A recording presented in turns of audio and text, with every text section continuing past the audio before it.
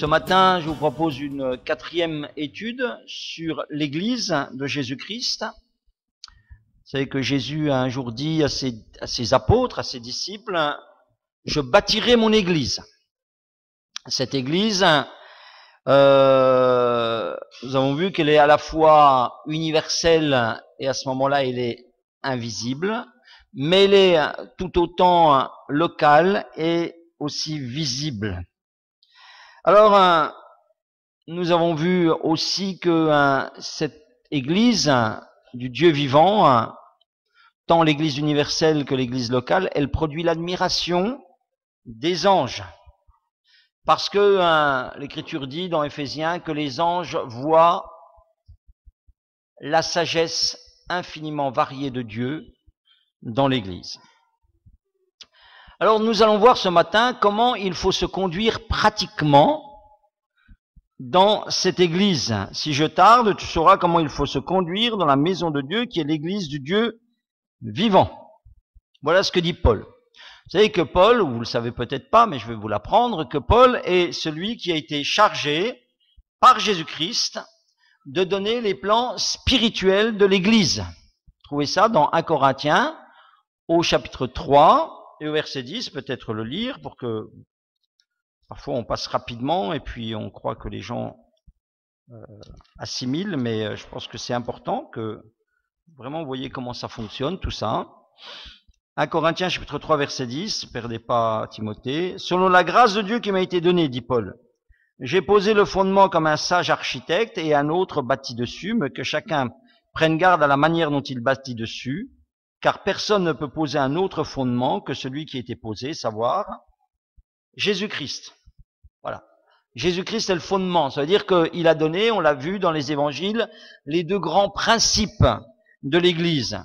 Elle est universelle, et là il dit, elle va être plus forte que l'enfer. Les portes du séjour des morts ne prévaudront point contre elle. Elle va être locale, et à ce moment-là il dit, oui, c'est vrai, elle ne sera pas sans péché, mais la présence de Dieu s'y manifestera. Et l'exaucement de Dieu y sera. C'est ce qu'on trouve dans Matthieu 18. Donc Paul, lui, il a reçu la grâce de nous donner des plans plus détaillés de cette église. Vous voyez, Jésus n'a pas dit plus. Il dit, je bâtirai mon église, mais si on n'avait que ce qui est dit dans Matthieu, ça serait insuffisant. Donc l'apôtre Paul a été suscité pour donner les plans spirituels de cette église, les plans plus détaillés. Et il nous dit, là, dans les Corinthiens, de faire attention comment on bâtit sur Christ. Comment on bâtit son église. Et c'est pourquoi il écrit donc à Timothée pour lui dire, tu sauras, si je tarde, puisque je ne vais pas être là, tu sauras comment il faut se conduire, comment il faut se comporter dans la maison de Dieu. Et dans cette phrase, il me semble aussi entendre le Seigneur Jésus. Le Seigneur Jésus qui nous dit, si je tarde à revenir, vous savez, Jésus revient bientôt, dit l'Écriture. Mais il me semble entendre le Seigneur Jésus qui nous dit, si je tarde à revenir, vous saurez comment il faut vous conduire dans ma maison. Est-ce qu'on le sait vraiment? Parfois j'en doute. Je doute que vraiment tout le monde ait vraiment compris comment il faut se conduire dans la maison, dans l'église du Dieu vivant. Le Seigneur Jésus, lorsqu'il était sur terre, a montré qu'il accordait une grande importance et un grand respect pour la maison de Dieu. Vous savez que la maison de Dieu à cette époque-là n'était pas encore l'église, c'était le temple. Mais un jour il est rentré dans le temple, il s'est mis en colère à cause vraiment de ce que les gens avaient fait de la maison de Dieu. Il a dit là, le zèle de ta maison me dévore. Le zèle de ta maison me dévore, dit-il. Ça veut dire qu'il n'était pas indifférent à ce qui se passait dans la maison de Dieu. Au contraire, il était consacré pour cette maison. Le zèle de ta maison me dévore. Et lorsqu'il a chassé donc les vendeurs du temple à coups de fouet, le Seigneur a fait cette déclaration. Il a ajouté encore, ma maison sera appelée une maison de prière. Et vous en avez fait une caverne de voleurs. Voilà. Est-ce qu'on sait comment il faut se conduire dans la maison de Dieu. Seigneur Jésus nous montrait, par son comportement à l'égard de la maison de Dieu, que la maison de Dieu, dans la maison de Dieu, on ne peut pas faire n'importe quoi. On ne doit pas faire n'importe quoi. Il y a une conduite à avoir. Il y a un état d'esprit à avoir. Et Paul a donc été chargé de nous préciser, de nous expliquer comment il faut se conduire dans la maison de Dieu, qui est l'église du Dieu vivant. L'église, vous vous souvenez, l'ecclésia.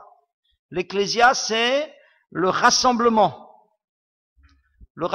des hommes appelés par Dieu. En tous les cas, dans l'ecclésia de Jésus-Christ, c'est le rassemblement des hommes appelés par Dieu. Alors, il est évident que dans cette lettre qu'il écrit ici à Timothée, il est question de l'église locale. Pas question ici de l'église universelle, de l'église locale. Et donc, ça veut dire qu'on a ici des conseils très pratiques. Vraiment très très pratiques qui vont nous être donnés ce matin et que je vais vous détailler dans quelques instants.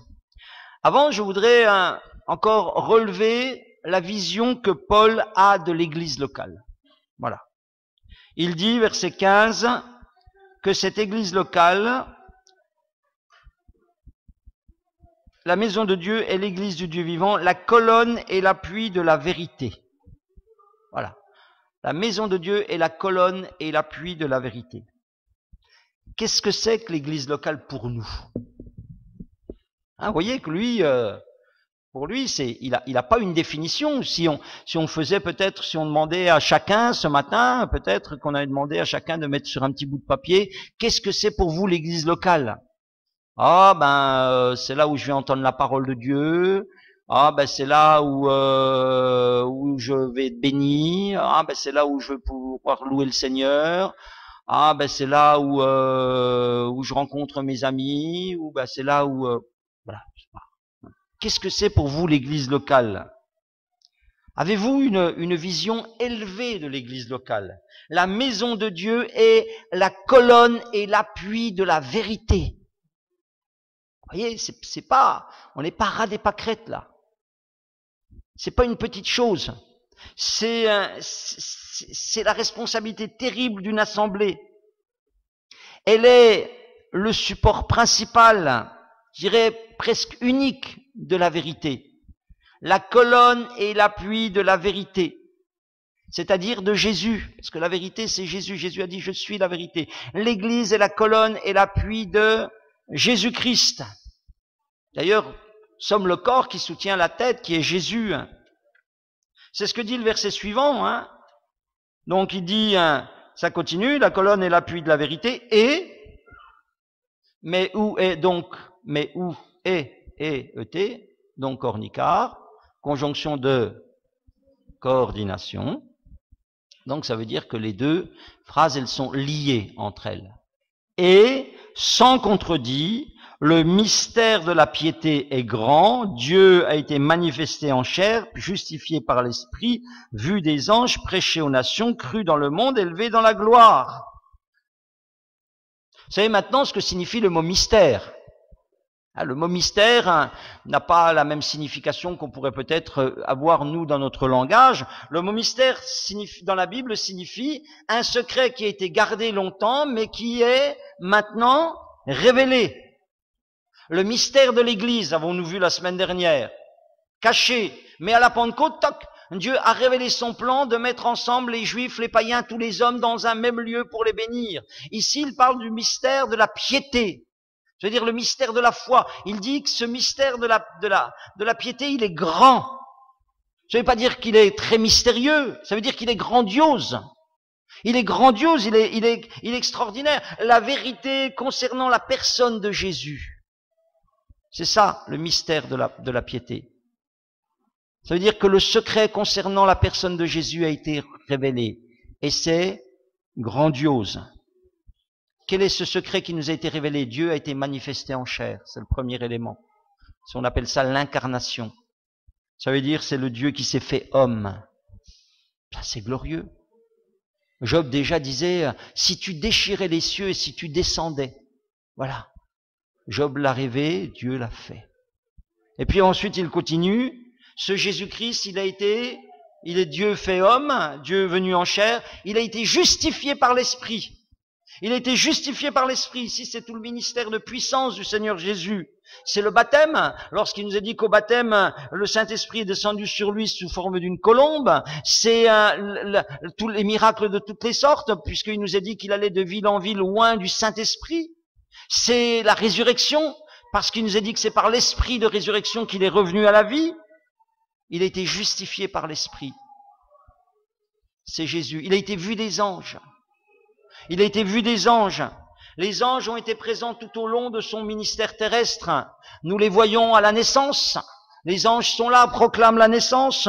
Nous les voyons dans la tentation, ils viennent pour soutenir le Seigneur. Nous les voyons à Gethsémané, quand il est en agonie, des anges sont envoyés pour le soutenir. Nous le voyons à sa résurrection, puisqu'ils disent « Ne cherchez pas parmi les morts celui qui est vivant ». Et nous les voyons encore à son ascension, puisqu'ils disent « Pourquoi vous arrêtez-vous à regarder au ciel celui qui reviendra ?» Les anges.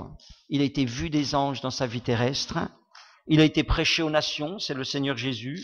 Le message du Christ crucifié est sorti du petit pays d'Israël et allé par tout le monde, en tous les cas par tout le monde connu de l'époque. Et puis, il a été cru dans le monde. Alors, il n'a pas été cru par le monde, mais il a été cru dans le monde.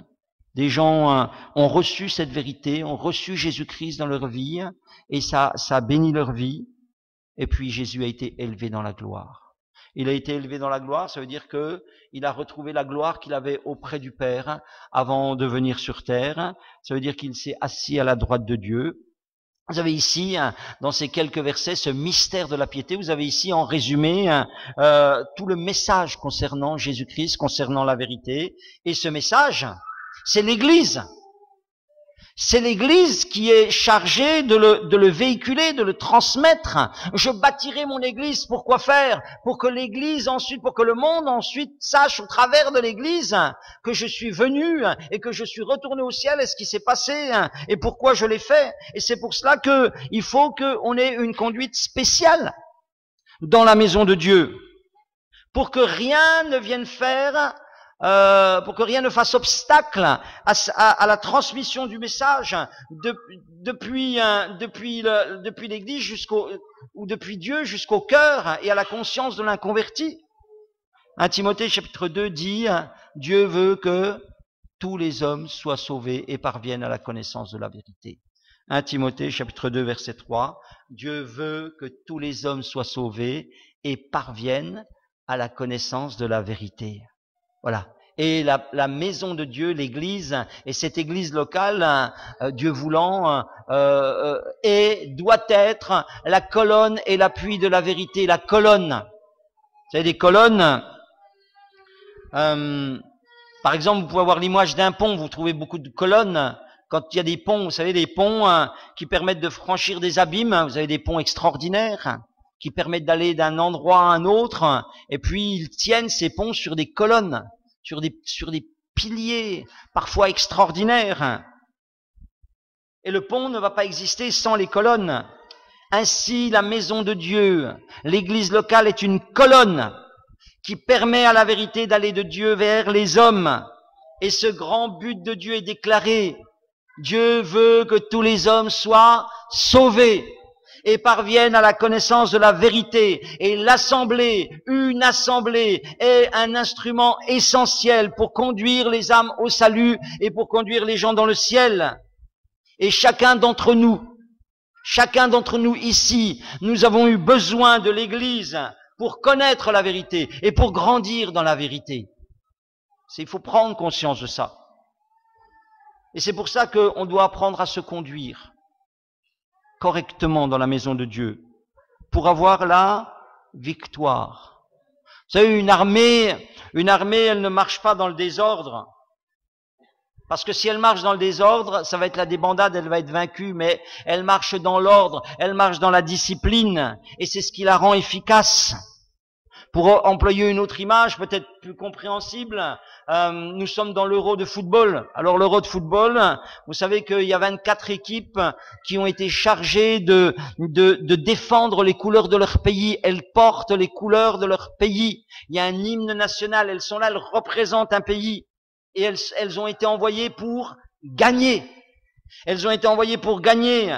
Et pour gagner dans ce but-là, il y a un sélectionneur qui a fait quelque chose. Il a pris les meilleures individualités du pays et il les a mis ensemble pour constituer un collectif puissant. Voilà. C'est aussi simple et basique que cela. Et la maison de Dieu, c'est pareil. L'église, c'est pareil. Nous sommes ici pour représenter le ciel. Nous sommes ici pour gagner. Alléluia. Nous sommes ici pour gagner contre le péché, pour gagner contre la perdition. Nous sommes ici pour gagner contre la mort. Nous sommes ici pour gagner contre les puissances mauvaises. L'église, elle est là pour gagner.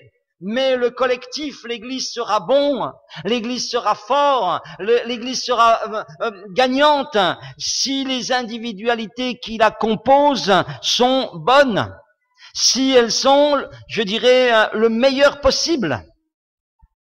Voyez?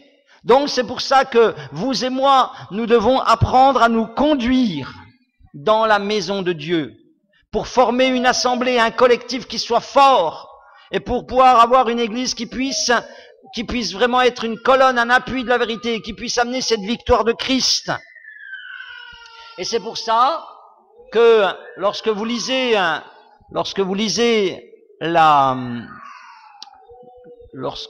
lettre à Timothée, vous voyez que l'apôtre Paul, il va passer en revue.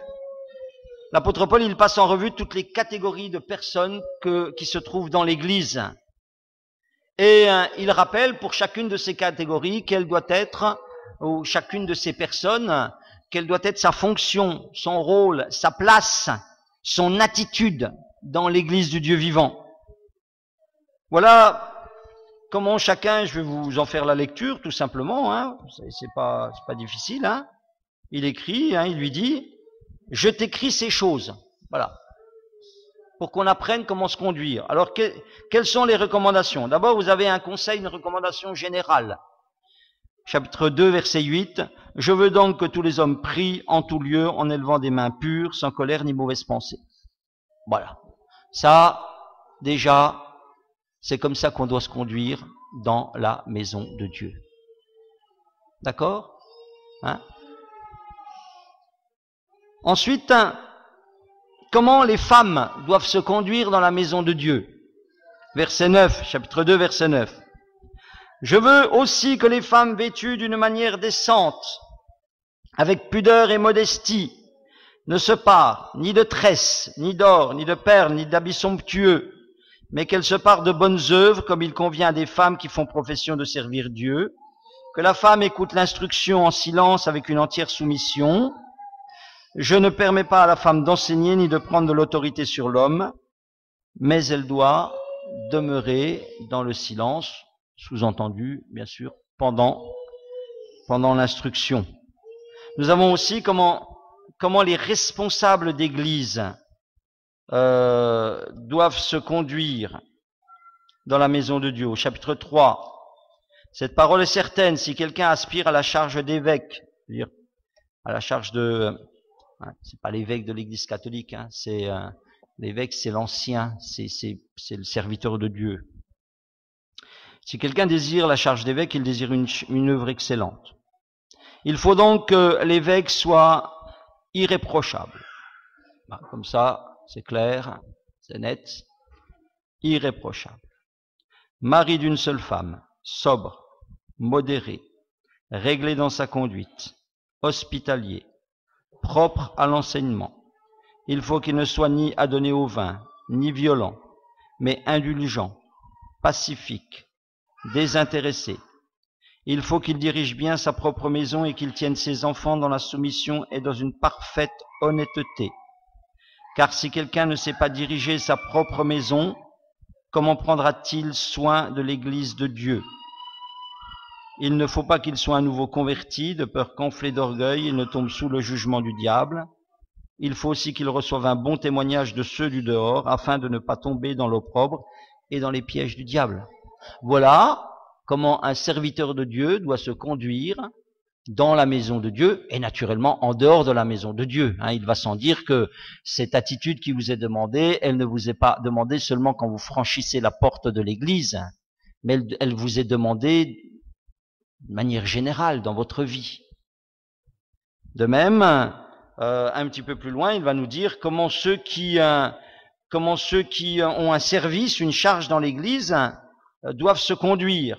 Les diacres, c'est ceux qui ont un service dans l'Église, pas forcément spirituel, mais pas forcément d'enseignement, je veux dire, mais voilà, un service. Les diacres aussi doivent être honnêtes, éloignés de la duplicité, des excès de vin, d'un gain sordide, conservant le mystère de la foi dans une conscience pure, qu'on les éprouve d'abord et qu'ils exercent ensuite leur ministère s'ils sont sans reproche. Les femmes, de même, doivent être honnêtes, non médisantes, sobres, fidèles en toutes choses. Les diacres doivent être mariés d'une seule femme et bien diriger leurs enfants et leur propre maison, car ceux qui remplissent convenablement leur ministère s'acquièrent un rang honorable et une grande assurance dans la foi en Jésus-Christ. Voilà comment il fallait se conduire dans la maison de Dieu qui est l'église du Dieu vivant. Comment le serviteur de Dieu doit-il se conduire? Eh bien, au chapitre 4, verset 6, en exposant ces choses aux frères, tu seras un bon ministre de Jésus-Christ, nourri des paroles de la foi et de la bonne doctrine que tu as exactement suivie. Repousse les contes profanes de vieilles femmes, exerce-toi la piété, car l'exercice corporel est utile à peu de choses, tandis que la piété est utile à tout. Elle a la promesse de la vie présente et de celle qui est à venir. C'est là une parole certaine et entièrement digne d'être reçue. Nous travaillons en effet, et nous combattons parce que nous mettons notre espérance dans le Dieu vivant qui est le sauveur de tous les hommes, surtout des croyants. Déclare ces choses, enseigne-les, que personne ne méprise ta jeunesse, sois un modèle pour les fidèles en parole, en conduite, en amour, en foi, en pureté. Jusqu'à ce que je vienne, applique-toi à la lecture, à l'exhortation, à l'enseignement. Ne néglige pas le don qui est en toi, qui t'a été donné par prophétie, par l'imposition des mains de l'Assemblée des anciens. Occupe-toi de ces choses, donne-toi tout entier à elles, afin que tes progrès soient évidents pour tous. Veille sur toi-même, sur ton enseignement, persévère dans ces choses, car en agissant ainsi, tu te sauveras de toi-même et tu sauveras ceux qui t'écoutent. Il y a des exigences quand on est dans la maison de Dieu. Comment les femmes, et en particulier les veuves, doivent-elles se conduire? Le serviteur de Dieu, ça continue au chapitre 5, verset 1. Ne réprimande pas rudement le vieillard, mais exhorte-le comme un père. Exhorte les jeunes gens comme des frères, les femmes âgées comme des mères, celles qui sont jeunes comme des sœurs en toute pureté. Voilà, ça c'est le serviteur de Dieu. Maintenant, les femmes encore, et en particulier les veuves, verset 3. Honore les veuves qui sont véritablement veuves. Si une veuve a des enfants ou des petits-enfants, qu'ils apprennent avant tout à exercer la piété dans leur propre famille et à rendre à leurs parents ce qu'ils ont reçu d'eux, car cela est agréable à Dieu. Celle qui est véritablement veuve et qui est demeurée toute seule met son espérance en Dieu et persévère nuit et jour dans les supplications et les prières, mais celle qui vit dans les plaisirs est morte, quoique vivante. Déclare ces choses afin qu'elles soient irréprochables. Si quelqu'un n'a pas soin des siens, et principalement de ceux de sa famille, il a renié la foi, il est pire qu'un infidèle. Qu'une veuve, pour être inscrite sur le rôle, ça veut dire que il y avait dans l'église, parce qu'il n'y avait pas de sécurité sociale, il n'y avait pas toutes ces choses-là. Donc une veuve, elle n'avait plus son mari qui travaillait, qui subvenait aux besoins de sa maison. Donc il est dit ici que l'église, éventuellement, quand une femme était réellement veuve et puis qu'elle était toute seule, donc elle était inscrite sur le rôle, sur le registre de l'église pour être prise en charge, qu'une veuve pour être inscrite sur le rôle n'ait pas moins de 60 ans, qu'elle ait été la femme d'un seul mari, qu'elle soit appliquée à toute bonne œuvre, ayant élevé des enfants, exercé l'hospitalité, lavé les pieds des saints, secouru les malheureux, pratiqué toute espèce de bonnes œuvres, mais refuse les jeunes veuves. Donc il ne faut pas qu'elles soient prises en charge par l'église, parce que lorsque la volupté les détache de Christ, elles veulent se marier et se rendre coupables de ce qu'elles violent leur premier engagement.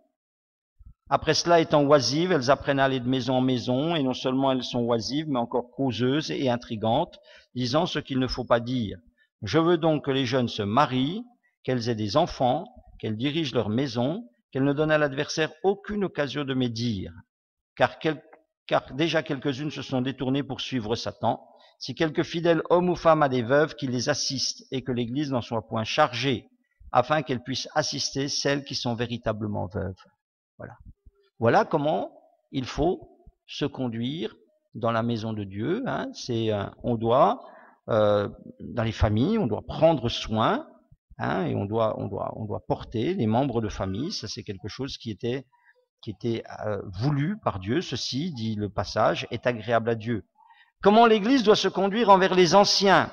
Que les anciens qui dirigent bien soient jugés dignes d'un double honneur, surtout ceux qui travaillent à la prédication et à l'enseignement.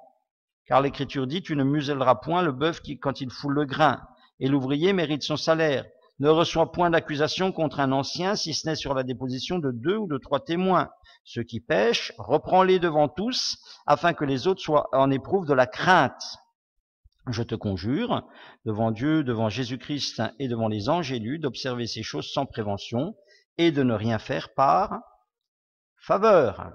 Et puis, comment il faut se conduire envers les patrons, qu'ils soient chrétiens ou non. Chapitre 6, verset 1, quand on est chrétien, quand on fait partie de l'Église du Dieu vivant, que tous ceux qui sont sous le joug de l'esclavage regardent leur maître comme digne de tout honneur, afin que le nom de Dieu et la doctrine ne soient pas calomniés, et que ceux qui ont des fidèles pour maîtres ne les méprisent pas, sous prétexte qu'ils sont frères, mais qui les servent d'autant mieux que ce sont des fidèles et des bien-aimés qui s'attachent à leur faire du bien. Enseigne ces choses et recommande-les. Comment faut-il se comporter par rapport à l'argent? Chapitre 6, verset 6. C'est en effet une grande source de gain que la piété avec le contentement, car nous n'avons rien apporté dans le monde et il est évident que nous ne pouvons rien emporter. Si donc nous avons la nourriture, le vêtement, cela nous suffira. Mais ceux qui veulent s'enrichir tombent dans la tentation, dans le piège, dans beaucoup de désirs insensés et pernicieux qui plongent les hommes dans la ruine et la perdition, car l'amour de l'argent est la racine de tous les maux, et quelques-uns, en étant possédés, se sont égarés loin de la foi, et se sont jetés eux-mêmes dans bien des tourments. Voilà comment il faut se comporter quand on est dans l'Église de Jésus-Christ à l'égard de l'argent.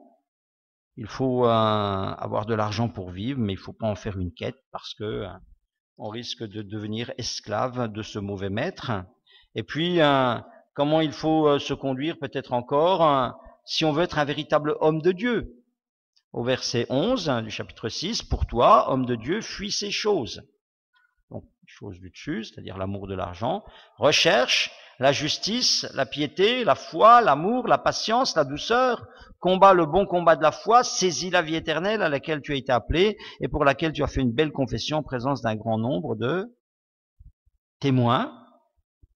Je te recommande devant Dieu qui donne la vie à toute chose et devant Jésus-Christ qui fit une belle confession devant Ponce Pilate, de garder le commandement et de vivre sans tache, sans reproche, jusqu'à l'apparition de notre Seigneur Jésus-Christ, que manifestera en son temps le bienheureux et seul souverain, le roi des rois, le Seigneur des seigneurs, etc. Et puis comment on se comporte quand on est riche, être riche, avoir des biens et être chrétien dans la maison de Dieu. Verset 17, recommande aux riches du présent siècle de ne pas être orgueilleux, pas mettre leur espérance dans des richesses incertaines, mais de la mettre en Dieu qui nous donne avec abondance toutes choses, pour que nous en jouissions. Recommande-leur de faire du bien, d'être riche en bonnes œuvres, d'avoir de la libéralité, de la générosité, et de s'amasser ainsi pour l'avenir un trésor placé sur un fondement solide, afin de saisir la vie véritable. Voyez, à travers de toutes ces lectures, nous voyons qu'il y avait vraiment une façon d'être. Et il y avait une façon de vivre que l'apôtre Paul voulait pour une église de Jésus-Christ. Et que nous devons adopter pour nos vies si nous prétendons être chrétiens, si on prétend faire partie de l'église du Dieu vivant. Et lorsque vous êtes attentif dans la lecture, vous vous rendez compte que pour toutes ces catégories, que ce soit les serviteurs de Dieu, que ce soit les anciens, que ce soit les femmes, que ce soit n'importe, vous avez un point commun. Vous avez un mot qui revient sans cesse. Il faut être irréprochable. Voilà. Il faut être sans reproche. Il faut être pur. Il faut rechercher et persévérer dans ce qui est bien. Il faut être consacré. Il est dit, donne-toi entièrement à ces choses. Vous savez, l'Église, l'assemblée locale, elle va devenir ce que chaque individu qui la compose va y apporter. Et l'Église, elle va devenir efficace pour le salut des âmes et pour la vérité si chaque individu sait se conduire dans la maison de Dieu et aussi naturellement dans sa vie comme Dieu le demande. Je voudrais vous dire qu'une Église, c'est pas rien. Dans la pensée de Dieu, peut-être dans votre pensée, je ne sais pas, mais dans la pensée de Dieu, une Église, c'est pas rien. Trop souvent, les églises, elles sont décriées, méprisées, critiquées, négligées. C'est pas la pensée de Dieu. Ce n'est pas comme ça qu'il faut se conduire dans la maison de Dieu. À qui profite le crime? Quand une église elle est méprisée, négligée, décriée, critiquée, à qui profite le crime? À qui profite le crime? Qui a intérêt à ce que l'église soit faible? Qui a intérêt à ce que l'église soit méprisable, sans force, découragée? Si ce n'est celui qui ne veut pas que la vérité parvienne aux gens? Oui ou non? C'est clair ça. C'est facile à comprendre. C'est facile à comprendre. Le diable sait bien la puissance d'une assemblée. Il sait bien que des gens peuvent être bénis dans une assemblée, qu'ils peuvent être transformés dans une assemblée, qu'ils peuvent devenir des pierres vivantes pour le service de Dieu dans une assemblée. Alors il a tout intérêt. Il cherche sans cesse à la diviser. Il cherche sans cesse à la décourager. Pour ça, la Bible, elle dit, éloigne de toi celui qui produit des divisions. Parce que c'est pas comme ça qu'on se conduit dans la maison de Dieu. Et si le diable arrive à faire de toi un membre passif, il a gagné. Mais il a gagné. Là aussi, et là encore, il a gagné. À qui profite le crime? Vous savez, dans la création de Dieu, tout vit. Tout vit. Parce que c'est un Dieu vivant. Et c'est l'Église du Dieu vivant. L'Église est un corps, c'est son corps. Et un corps, c'est constitué d'une multitude de cellules qui vivent et qui agissent avec des fonctions très précises. C'est extraordinaire. Les cellules, elles ont des fonctions très précises. Et une cellule qui ne fait pas son rôle, une cellule qui à un moment donné, ne remplit plus sa fonction, ça va entraîner un dérèglement ou une maladie du corps. Il n'y a pas de cellules passives dans le corps. Les cellules mortes, elles sont rejetées par le corps. Vous ne pouvez pas être passif dans l'Église, il faut que vous soyez vivant, parce que c'est un corps vivant. Vous savez, un explorateur de l'Arctique qui s'appelait Ernest Shackleton, qui, au début du XXe siècle, on ne connaissait pas ces terres blanches, on voulait les explorer, le pôle Nord, le pôle Sud.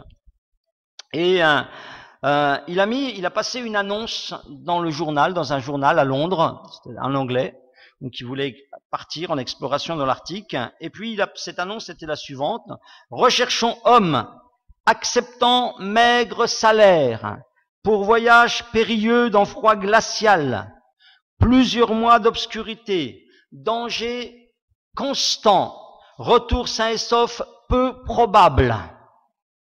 Et l'annonce, honneur et reconnaissance seulement en cas de succès.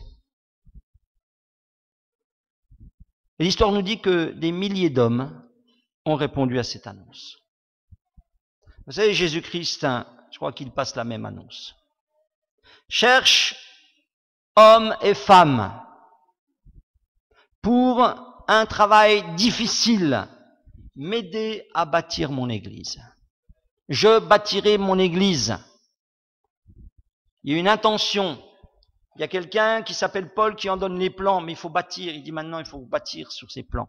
Attention à la manière dont vous bâtissez. Je cherche, dit Jésus, des hommes et des femmes pour m'aider à construire mon Église. Cette annonce dirait encore, vous serez souvent incompris, même par des gens qui travaillent avec vous. Vous subirez des attaques incessantes venant d'un ennemi invisible. Vous ne verrez peut-être pas le résultat de votre travail. Vous ne rentrerez en possession de votre récompense que le jour où tout sera terminé. Cela va vous demander toute votre vie Cela va vous demander beaucoup de sacrifices et va vous demander beaucoup de renoncement. Des milliers de gens se sont engagés pour aller dans l'Arctique. Il n'y avait rien d'intéressant. Hein. Est-ce que vous ne voulez pas répondre à l'appel de Jésus-Christ pour bâtir son Église? C'est pas rien une Église. C'est pas rien une Église. Les anges, on l'a vu la semaine dernière, sont admiratifs de l'Église. Et nous, sur terre, on est des blasés. De toute façon, l'homme, c'est un blasé de tout. Voulez-vous répondre favorablement à l'appel de Jésus-Christ pour bâtir l'Église?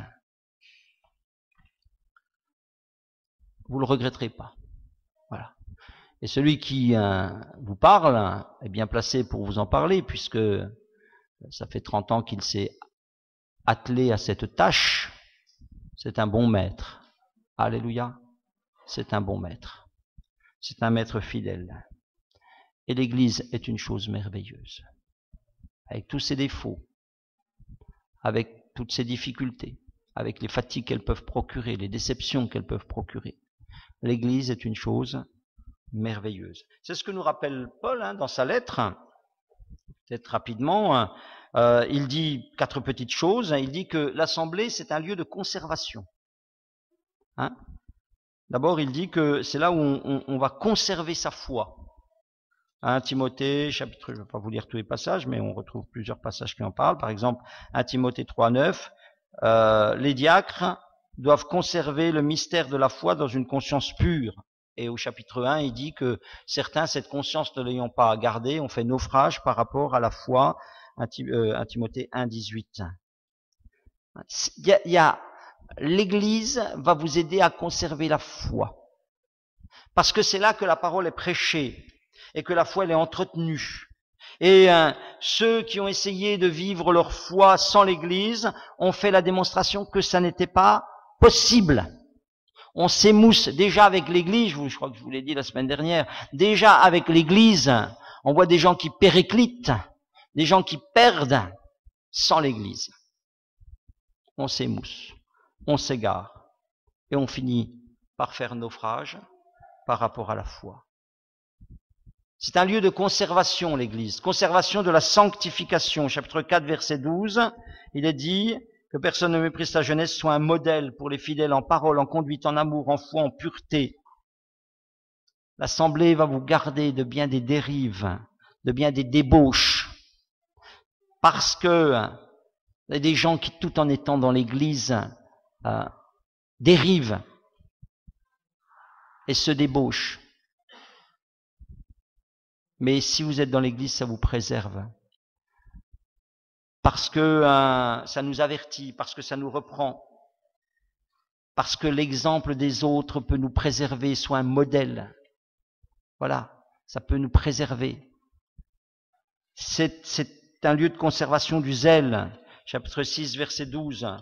Parce qu'il est dit, combat le bon combat de la foi, saisis la vie éternelle à laquelle tu as été appelé, pour laquelle tu as fait une belle confession en présence d'un grand nombre de témoins. Voilà. Dans une église, nous nous aiguillonnons les uns les autres à persévérer dans la confession de foi que nous avons faite au moment du baptême et nous nous aiguillonnons à rester dans le combat de la foi. Quand nous sommes dans l'assemblée, nous sommes dans le feu. En tous les cas, c'est fait pour. C'est fait pour. Nous, c'est là où nous avons le plus de chances de rester des braises brûlantes. Parce que nous sommes chauffés par les autres, par la foi des autres, par le zèle des autres, par l'amour des autres, par les convictions des autres. Un homme un jour avait décidé de quitter l'église. Chez lui, son pasteur l'a visité. Ils sont arrivés, il s'est assis. Il ne savait pas trop comment aborder, l'homme n'était pas facile. Le pasteur s'est assis, et puis il y avait la cheminée, ils étaient au bord du feu. Et puis à un moment donné, le pasteur a eu une idée. Et sans un mot, il a pris le tison, et puis il a sorti une braise du feu, il l'a posée sur le rebord. Et puis on a vu le rouge diminuer, toc, elle est devenue toute noire. Sans un mot. Et l'homme a dit, c'est bien pasteur, je serai à l'église dimanche.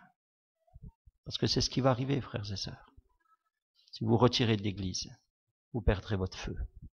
Si vous ne l'avez pas dans l'église, vous ne l'aurez pas plus sans l'église, hein. Moi je vous le dis.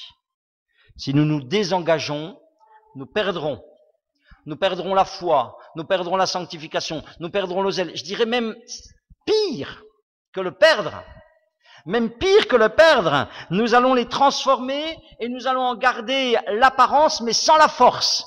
Ainsi, la foi vivante va devenir une croyance inefficace.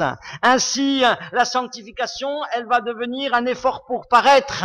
Et le zèle, qui est le zèle que nous pouvons avoir vraiment si nous sommes dans l'église, si nous nous retirons peut-être, nous n'allons pas le perdre, nous allons en garder la forme apparente, nous allons le transformer en bonnes œuvres pour apaiser nos consciences.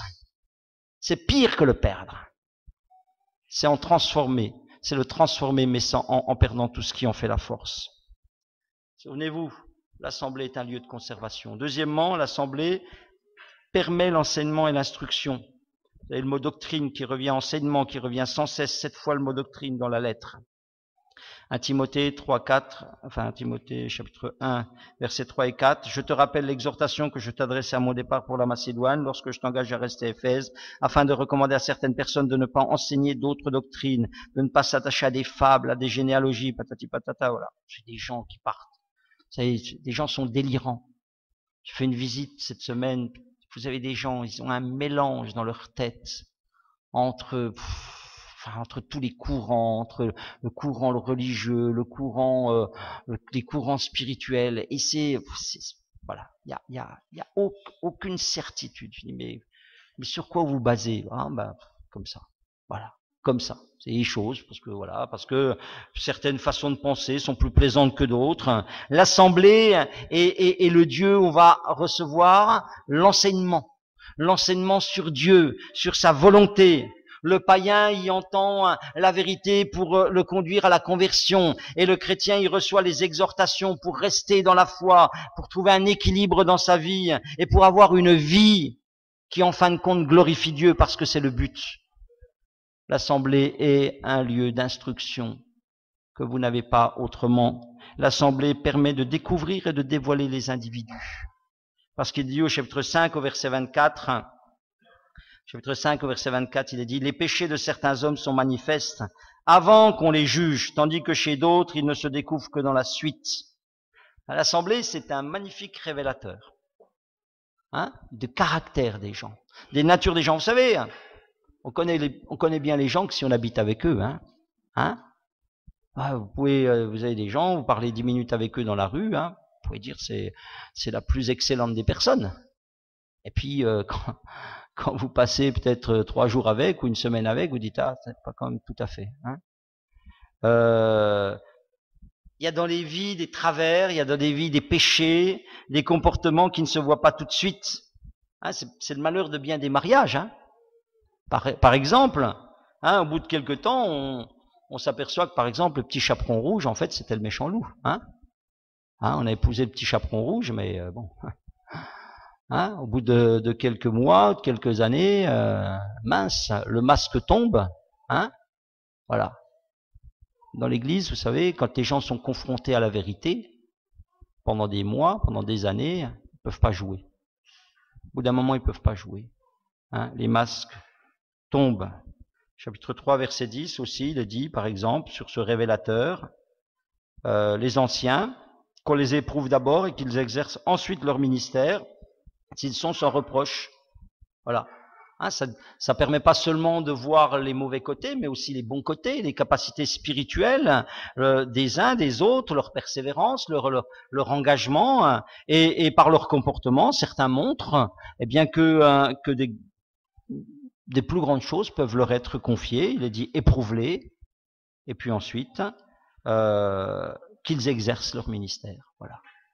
Et puis quatrièmement, je m'arrête. L'assemblée permet de devenir et de vivre sans reproche. Et c'est ce que Dieu demande. Qu'on soit irréprochable, qu'on soit sans reproche. Chapitre 6, verset 14, il est dit,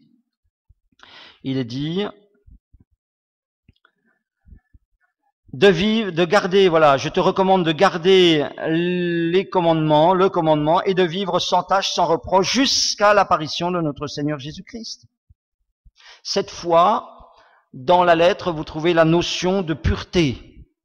Il est parlé d'un cœur pur, il est parlé de mains pures, il faut élever des mains pures, il est parlé d'une conscience pure, il est parlé d'attitude pure, il est parlé de relations pures. La pureté, voilà. Et l'Église peut aider, je ne dis pas qu'elle fait forcément le travail, elle ne peut faire que le travail qu'on lui laisse faire. Mais vous avez dans tout cela comment il faut se conduire dans la maison de Dieu. Et pourquoi il faut se conduire d'une certaine manière et pas d'une autre. Et je vais donc m'arrêter avec le chapitre 2, le verset 1. J'exhorte donc avant toute chose, voilà, avant toute chose à faire des prières, des supplications, des requêtes, des actions de grâce pour tous les hommes. Verset 8.